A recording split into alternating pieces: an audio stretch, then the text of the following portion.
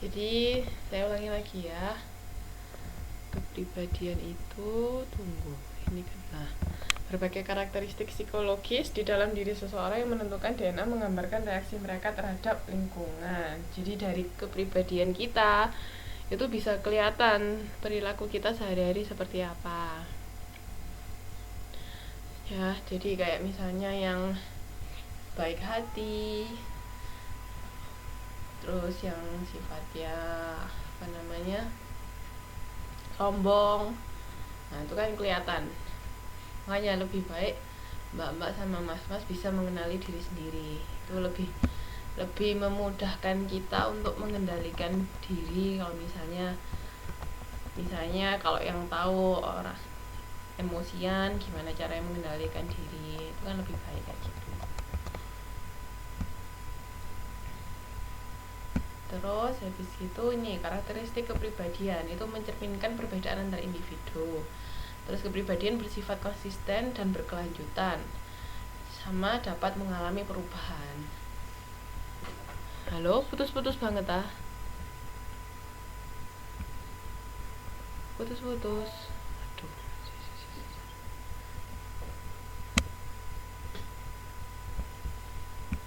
Sekarang masih putus-putus.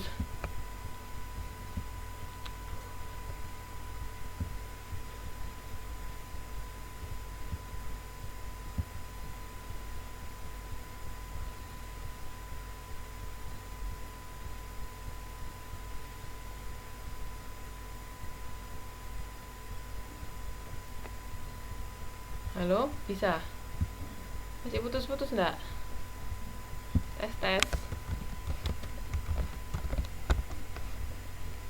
Bisa. Oh, ya udah, alhamdulillah. Saya lanjutkan ya.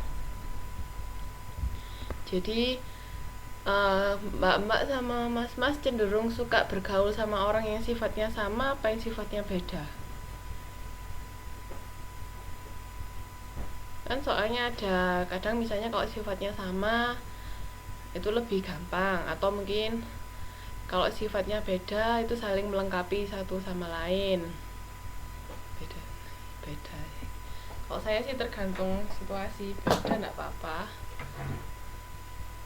Dan kalau beda kan bisa saling melengkapi. Misalnya saya lemahnya di ceroboh misalnya, terus kan teman saya misalnya yang lebih cekatan bisa ke cover. Misalnya saya hampir melakukan kesalahan atau apa, bisa diingatkan atau apa, jadi nggak kejadian sampai misalnya melakukan hal yang parah seperti itu. Jadi tergantung, lebih ada plus minusnya sih.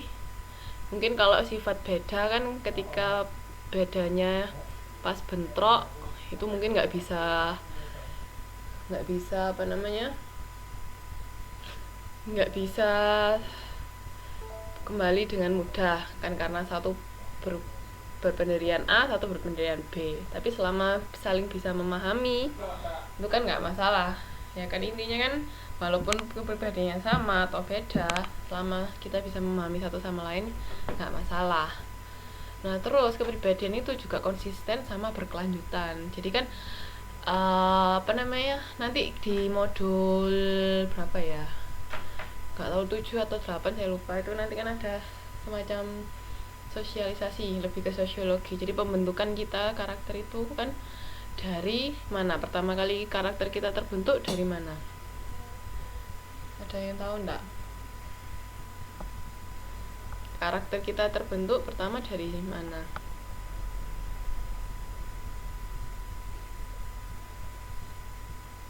Kapan karakter kita pertama kali terbentuk?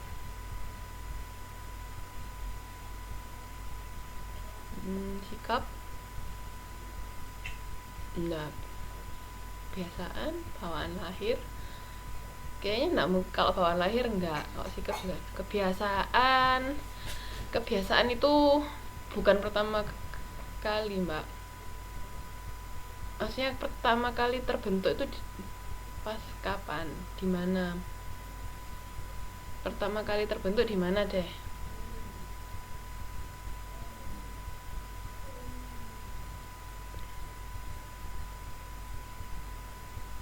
lingkungan masih kurang pas dalam hati.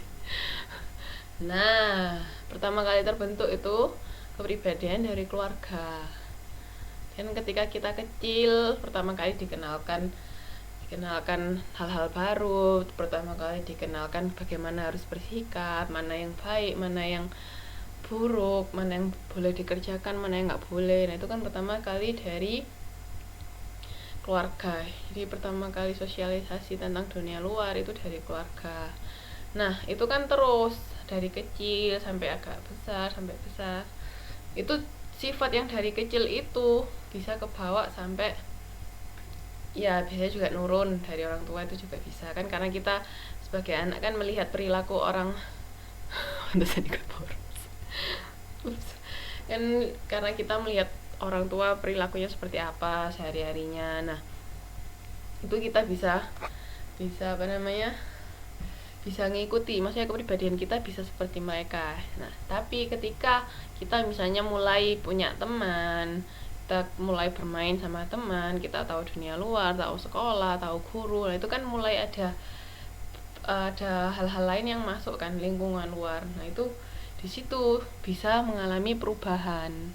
Walaupun sifat itu konsisten dan terus ya, maksudnya bawaan misalnya kita dari orang tua, dari keluarga itu terus, misalnya dari keluarga itu sudah diajarkan untuk jujur di mana-mana, sampai sekolah itu kita terus jujur. Tapi misalnya ada satu kejadian yang membuat kita sangat takut untuk berkata jujur, atau kejadian yang sangat menyakitkan buat anak kecil atau apa, nah itu dia bisa tiba-tiba berubah jadi pembohong, itu juga bisa. Jadi kepribadian itu walaupun konsisten dan berkelanjutan, dia bisa mengalami perubahan. Nah, bisa setelah berubah itu juga terus berkelanjutan, terus konsisten seperti itu. Mbak sama mas pernah mengalami perubahan kepribadian nggak? Bisa, karena trauma itu bisa. Pernah. Kalau saya juga, saya ada sebelum ke Taiwan sama sesudah ke Taiwan ngerasakan ada yang berubah sama diri saya. Mbak sama mas waktu kapan mulai nyampe? Iya, saya waktu di Taiwan mulai berubah. Maksudnya ya nggak 100% berubah, enggak, cuman ada hal-hal yang berubah, itu sudah pasti, itu wajar. Kan mungkin karena kita misalnya di sini lingkungannya kan beda, culture-nya kan beda. Nah, itu misalnya di sini dulu waktu pertama kali nyampe Taiwan, terus pertama kali lagi balik di Indonesia, saya rasanya suker ngelihat orang Indonesia yang nggak bisa antri itu. Rasanya emosi. Masa di bandara aja mereka nggak mau antri, coba. Saya itu rasanya pengen tak semprot semua orang-orang itu. Iya, alhamdulillah kalau berubahnya jadi lebih baik itu kan bagus. Pokoknya jangan sampai berubahnya jadi lebih jelek ya. Nah, ya makanya maksudnya kan kita jadi yang kebiasaan seperti apa jadi berubah.